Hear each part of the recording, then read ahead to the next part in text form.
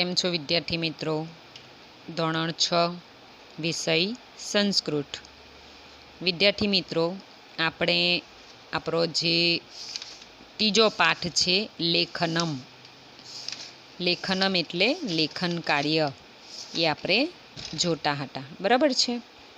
અને લેખનમમાં ફક્ત આપણને સ્વર અને વ્યંજન જે છે તે આપવામાં આવેલા છે, બરાબર છે. એ આપણે આપણી ચોપડીમાં સમજી લીધું.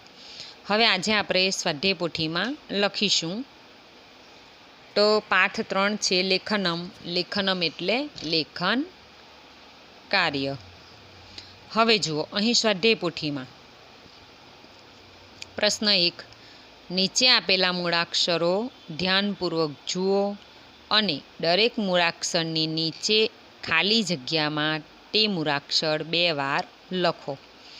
હવે અહીં શું છે કે જે આપણને અહીં મૂળાક્ષર આપવામાં આવેલા છે એ મૂળાક્ષરને નીચે તમારે આ પ્રમાણે 2 વાર લખવાના રહેશે, બરાબર છે. તમને 2 લીટી આપવામાં આવેલી છે, એટલે આ પ્રમાણે તમારે લખવાનું કે ગ, ઢ, છ, લ, બરાબર છે. એ પ્રમાણે સ્વાધ્યાય પોથીમાં પ્રશ્ન 1 લખવાનો રહેશે. 2 વાર લખી દેવાના. એ જે મૂળાક્ષર જે છે ને બોક્સમાં, એ જ બોક્સમાં 2 લીટી આ પ્રમાણે આપવામાં આવેલી છે, એટલે 2 વાર લખી દેવાનું, બરાબર છે. ત્યાર પછી પાછળ પણ એ જ પ્રમાણે 2 વાર લખી દેવાનું છે. ક્યાં સુધી લખવાનું? ત સુધી. જો અહીં બરાબર છે, અ, આ, ઈ, ઉ, એ, રૂ, ટ, ક્વ અને ટ. તો આટલા તમારે 2 વાર લખવાના છે. પેજ નંબર 15 અને 16, બરાબર છે. ચાલો હવે પ્રશ્ન 2.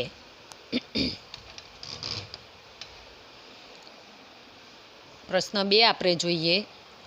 એમાં પ્રશ્ન 2માં શું છે? તો નીચેના દરેક પ્રશ્નના ઉત્તર માટે આપેલા વિકલ્પોમાંથી સાચો વિકલ્પ શોધીને તેનો ક્રમ અક્ષર પ્રશ્નની સામે આપેલા બોક્સમાં લખો. પહેલો વિકલ્પ છે, જો આપણો પહેલો પ્રશ્ન છે, સંસ્કૃત ભાષા કઈ લિપિમાં લખાય છે?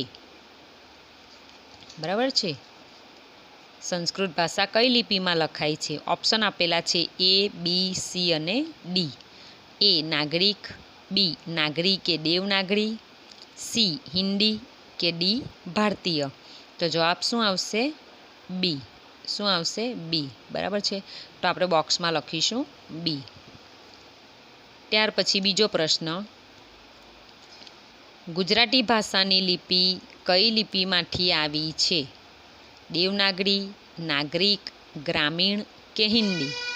તો આપણને ખબર જ છે, બરાબર છે, કે ગુજરાતી ભાષાની લિપિ એ દેવનાગરી લિપિમાંથી આવી છે, એટલે એનો જવાબ આવશે A, બરાબર છે. એટલે આપણે બોક્સમાં શું લખીશું? A. ત્રીજો સવાલ, સંસ્કૃત ભાષાના કેટલાક મૂળાક્ષરોના વણાકોમાં શું જોવા મળે છે? ફરીથી, સંસ્કૃત ભાષાના કેટલાક મૂળાક્ષરોના વણાકોમાં શું જોવા મળે છે? સુંદરતા, હવે સુંદરતા તો દરેક અક્ષરમાં હોય જ છે. અસમાનતા, થોડીક ભિન્નતા કે પછી કઠોરતા. તો શું આવશે? થોડીક ભિન્નતા, બરાબર છે ને. એ મેં તમને જ્યારે પાઠ સમજાવેલો લેખનમ, ત્યારે મેં તમને સમજાવ્યું હતું. તો શું આવશે જવાબ? C આવશે, થોડીક ભિન્નતા. ચોથું, સંગણન વિજ્ઞાનના નિષ્ણાતોના મતે સંસ્કૃત ભાષા સંગણક માટે કેવી છે? તો શું છે?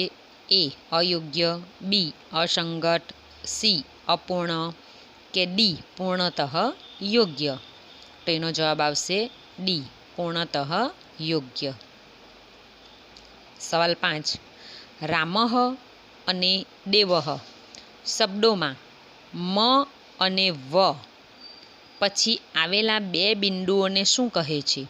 હવે આ જે છે ને 2 બિંદુ, બરાબર છે, સંસ્કૃતમાં મોટે ભાગે આ પ્રમાણે આવે છે. તો રામઃ, દેવઃ, એ આ જે બે બિંદુઓ છે એને શું કહેવામાં આવે છે? એ વિસર્ગ, બી ઉપસર્ગ, સી અનુસર્ગ અને ડી અનુનાસિક. વિસર્ગ, ઉપસર્ગ, અનુસર્ગ કે અનુનાસિક? તો એનો જવાબ શું આવશે? વિસર્ગ. બરાબર છે, જવાબ આવશે એ વિસર્ગ. આપણે બારાક્ષરી પહેલાં બીજા ધોરણમાં મોઢે કરી, બરાબર, આપણે ભણી ગયા ત્યારે જ આપણે ગુજરાતી વાંચતા આવડ્યું, બરાબર છે. તેનો જે છેલ્લો જે શબ્દ છે એમાં આ પ્રમાણે વિસર્ગ આવે છે. કને વિસર્ગ કહ, હ બોલાય છે ને પાછળ, તો આ પ્રમાણે પણ રામ દેવ. તો આ બે જે મીંડા છે, બરાબર, બે બિંદુઓ છે, એને શું કહેવામાં આવે છે? વિસર્ગ. એટલે એ આવશે. છઠ્ઠો સવાલ, ઘ મૂળાક્ષર સાથે ઓછી ભિન્નતા ધરાવતો મૂળાક્ષર કયો છે? હવે ઘ છે અહીં આપણને આપેલો, બરાબર છે, એમાં ઓછી ભિન્નતા ધરાવતો મૂળાક્ષર કયો છે? તો ગ આવશે, ઢ આવશે, છ આવશે કે ય આવશે? તો ઢ આવશે, બરાબર છે ને. ત્યાર પછી સાતમો સવાલ, વ મૂળાક્ષર સાથે ઓછી ભિન્નતા ધરાવતો મૂળાક્ષર કયો છે? મ, ભ, બ કે અ આવશે? તો શું આવશે? બ આવશે. વ અને બ, બરાબર છે. આઠમું, ફ મૂળાક્ષર સાથે ઓછી ભિન્નતા ધરાવતો મૂળાક્ષર કયો છે? ઉ, અળ, ક કે ભ? કયો આવશે? તો ક આવશે, એટલે સી આવશે, બરાબર છે. તો આ પ્રમાણે તમારે બોક્સમાં એ જવાબ લખી દેવાના છે. બી A C, D A B, C C. Okay, ચાલો નેક્સ્ટ. પ્રશ્ન 3, પાઠને આધારે યોગ્ય શબ્દો વડે ખાલી જગ્યા પૂરો. અહીં આપણે જે પાઠ શીખી ગયા, બરાબર, મેં તમને સમજાવ્યું પણ કે કેટલા સ્વરો છે, કેટલા વ્યંજન છે. પછી સંસ્કૃત ભાષા એ નાગરી કે દેવનાગરી લિપિમાં લખાય છે. બધી જ ભાષાઓનો ઉદ્ભવ શેમાંથી થયો છે? કઈ ભાષામાંથી? તો સંસ્કૃત ભાષામાંથી થયો છે. ત્યાર પછી સંસ્કૃત ભાષા એ દેવોની ભાષા છે. એ બધું મેં તમને પહેલાં સમજાવ્યું હતું, બરાબર છે. તો હવે એ જે પાઠ છે આપણો, એના આધારે ખાલી જગ્યા પૂરવાની છે. પહેલી ખાલી જગ્યા જુઓ, ગુજરાતી લિપિમાં મૂળાક્ષરોની ઉપર ખાલી જગ્યા કરવામાં આવતી નથી. તો શું આવશે? શિરોરેખા. કઈ લિપિ છે આ? ગુજરાતી. તો ગુજરાતીમાં આપણે લખીએ, આ ગુજરાતી લખેલું છે, બરાબર, તો એમાં શિરોરેખા એટલે ઉપર આપણે હિન્દીમાં આ પ્રમાણે કરીએ ને લીટી, તેને શિરોરેખા કહેવામાં આવે. મેં તમને પાઠ સમજાવ્યો ત્યારે સમજાવેલું. તો શું નથી કરવામાં આવતી? શિરોરેખા કરવામાં આવતી નથી. જો આ લખેલું છે એ જ ગુજરાતીમાં લખેલું છે, બરાબર છે, તેની ઉપર આ પ્રમાણે શિરોરેખા છે? ના, તો નથી. આ પ્રમાણે લીટી છે? નથી. તો ખાલી જગ્યામાં શું આવશે? શિરોરેખા. ત્યાર પછી જુઓ બીજું, સંસ્કૃતમાં ખાલી જગ્યા સ્વરો અને ખાલી જગ્યા વ્યંજનો છે. તો સંસ્કૃતમાં કેટલા સ્વર છે? તો 13. કેટલા સ્વર છે? 13 સ્વરો છે અને 33 વ્યંજનો છે, બરાબર છે. ત્રીજી ખાલી જગ્યા, સ્વરો અને વ્યંજનોને ખાલી જગ્યા કહે છે. તો શું કહેવાય? સ્વર વ્યંજનને મૂળાક્ષર કહેવાય, બરાબર છે ને. ક, ખ, ગ, ઘ એ બધા મૂળાક્ષર. પછી એ જે મૂળાક્ષર છે એને ભેગા કરીએ એટલે શું થશે? એક શબ્દ બની જશે, બરાબર છે ને. હવે આને તમે મૂળાક્ષર કહી શકો? તો નહીં. આને કહી શકો? ના, કારણ કે એક શબ્દ છે. પણ જો ફક્ત આ પ્રમાણે જ હોય, એ, ઈ, આ, તો એ શું કહેવાય? મૂળાક્ષર કહેવાશે. તો સ્વર અને વ્યંજનોને મૂળાક્ષર કહે છે. ખાલી જગ્યામાં મૂળાક્ષર. ચોથી ખાલી જગ્યા, સામાન્ય રીતે દરેક વ્યંજનનો ઉચ્ચાર ખાલી જગ્યા સ્વર ઉમેરીને જ કરવામાં આવે છે. વ્યંજન, તો વ્યંજન જે છે આપણા, બરાબર છે, એનો અ સ્વર ઉમેરીને કરાય તો ખાલી જગ્યામાં આવશે અ. સ્વર વગરના વ્યંજનને ખાલી જગ્યા કરીને દર્શાવવામાં આવે છે. હવે સ્વર વગરના વ્યંજનો એ તો ફક્ત એને આ પ્રમાણે ચિહ્ન કરવામાં આવે છે, બરાબર. જે સ્વર વગરના વ્યંજન છે, બરાબર, એને આ કરીને દર્શાવવામાં આવે છે. છઠ્ઠું, શુકહ અને ગજહ શબ્દોમાં ક અને જ પછી આવેલા બે બિંદુઓને ખાલી જગ્યા કહે છે. તો શું કહેવાશે? વિસર્ગ, બરાબર. ચાલો, એટલે આ ખાલી જગ્યામાં તમારે આ લખવાનું છે. અહીં મિસ્ટેક નહીં કરતા, જે રીતે મેં ચિહ્ન કરેલું છે એ જ પ્રમાણે ચિહ્ન આવશે. પ્રશ્ન 4. નીચેના વિધાનોમાંથી સાચા વિધાનો સામે ખરાની અને ખોટા વિધાનો સામે ખોટાની નિશાની કરો. બોક્સમાં તમારે આ પ્રમાણે નિશાની કરવાની છે. પહેલું, સંસ્કૃત ભાષા હિન્દી લિપિમાં લખાય છે, તો શું આવશે? ખોટું. ગુજરાતી ભાષાના મૂળાક્ષરો ઉપર શિરોરેખા કરવામાં આવતી નથી, તો આવશે સાચું, ખરું. આપણી માતૃભાષાના બધા મૂળાક્ષરો દેવનાગરી લિપિની માફક જ લખાય છે, તો શું આવશે? ખોટું. સંસ્કૃત ભાષા કેટલીક ભારતીય ભાષાઓની જનની છે, તો સાચું આવશે. પાંચમું, કમ્પ્યુટર સાયન્સના નિષ્ણાતોના મતે સંસ્કૃત ભાષા કમ્પ્યુટર માટે પૂર્ણ રીતે પ્રતિકૂળ છે, તો અહીં પ્રતિકૂળ આપવામાં આવેલું છે એટલે આવશે ખોટું. પણ આપણે શું આવશે? પૂર્ણતઃ યોગ્ય છે, પ્રતિકૂળ નથી. તો આ પ્રમાણે તમારે બોક્સમાં ખરા ખોટા નિશાની કરવાની છે. ખોટું, ખરું, ખોટું, ખરું, ખોટું, આ પ્રમાણે નિશાની કરવાની છે.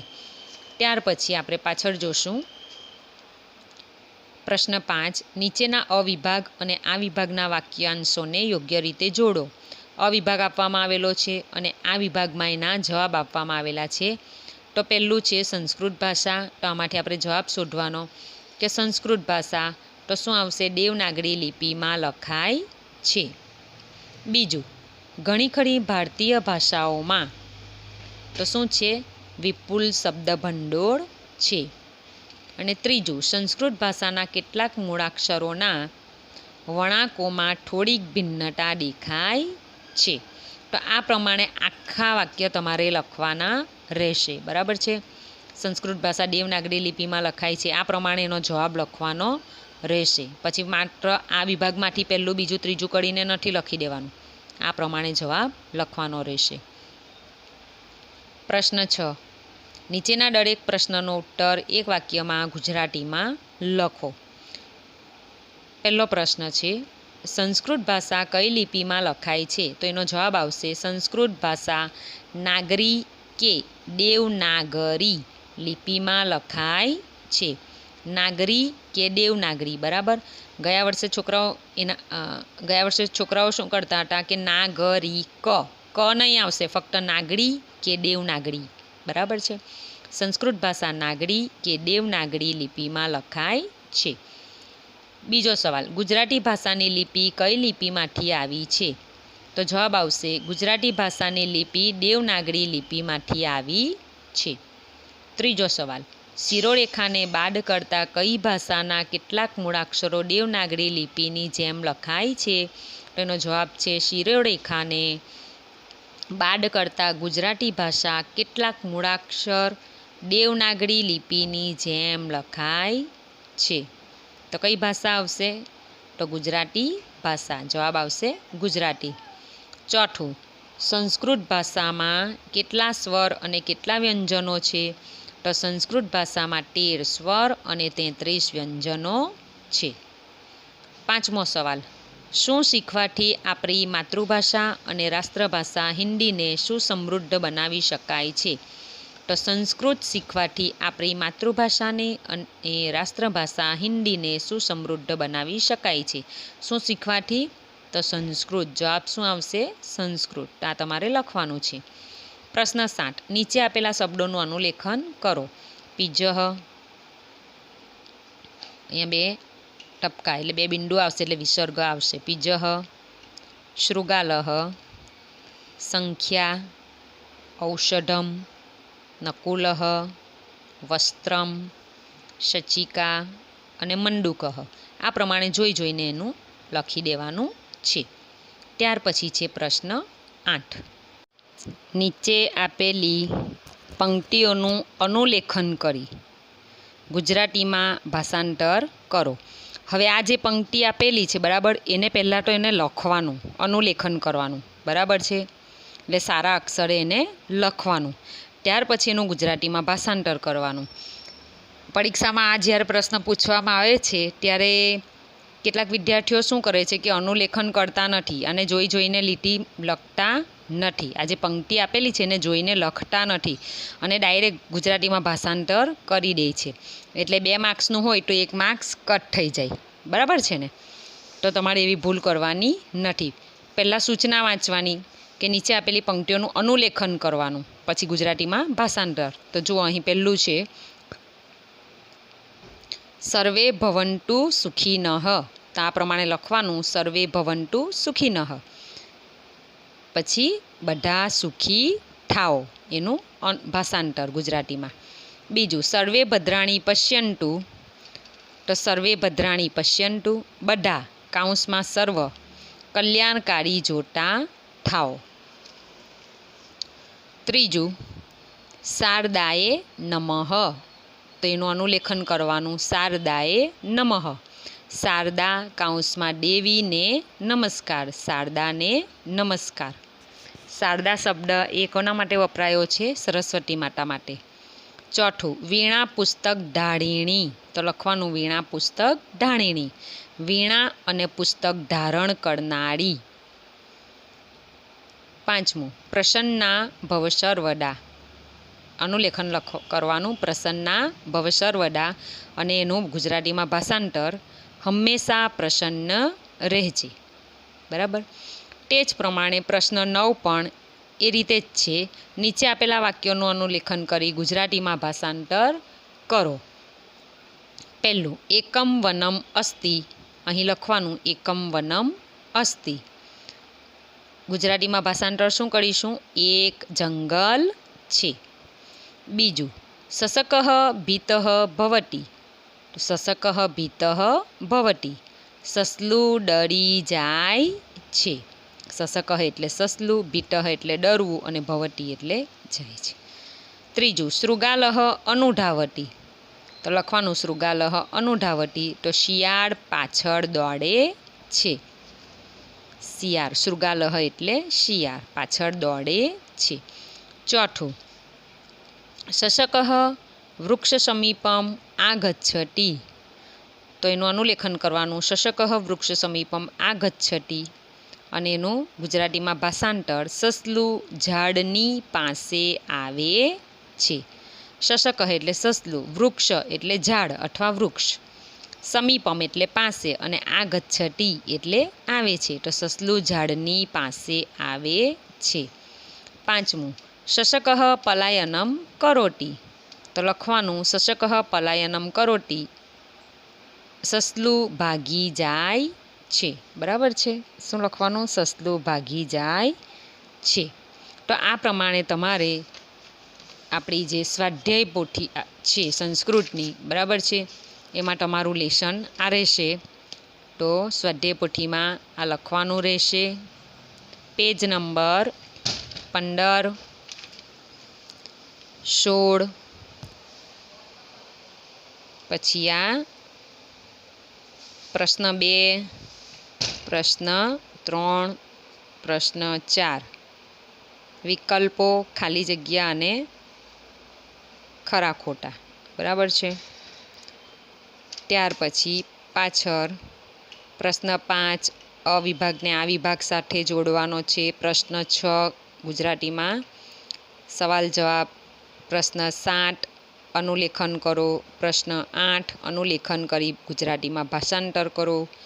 અને અહીં પ્રશ્ન 9 એમાં પણ વાક્યોનું અનુલેખન કરી ગુજરાતીમાં ભાષાંતર કરો. એ તમારે કરવાનું છે લેશન. ઓકે? અને હા, વાંચવાનું રહેશે, અને તમે જ્યારે લખો છો તો સારા અક્ષરે લખવાનું રહેશે. અને આ પ્રમાણે એક એક લીટીમાં જ લખજો, બાજુમાં લખવાની જરૂર નથી. આપણને લીટી આપવામાં આવેલી છે. બરાબર છે?